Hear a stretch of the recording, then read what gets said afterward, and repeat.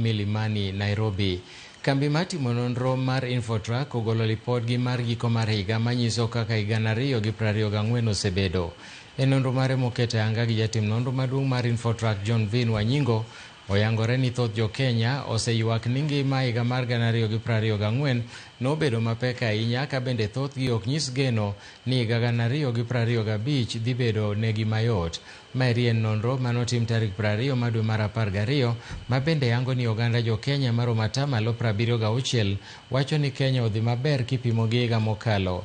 Bende yangore ni jo-Kenya maromo 9% wacho ni Kenya dhi maber kendo gimor ka 64% yango ni higa mar 2024 obedo marach, ka 2% wacho ni ngima e higa ma watieko ni obedo ma ok rach ahinya, kendo 14% yango ni ngima e higa 2024 obedo maber mokalo. Joma mine maromo 68% wacho ni kanyakla ni higa mar 2024 osebedo mapek kuomgi ahinya. Jo-Kenya ni kod geno mopogore e kaka higa mabiro mar 2025 biro bedo.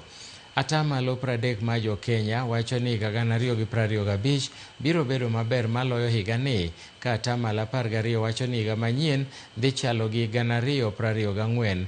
Bende 22% to wacho ni higa 2025 dhi bedo mapek moloyo higa ni, ka 36% mar jo-Kenya to kogolo pachgi e wach higa manyien.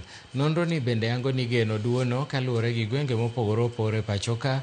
Gwenge ma Nyanza ni kod geno maduong' ni higa manyien dhi bedo maber moloyo, ka gin gi 42%.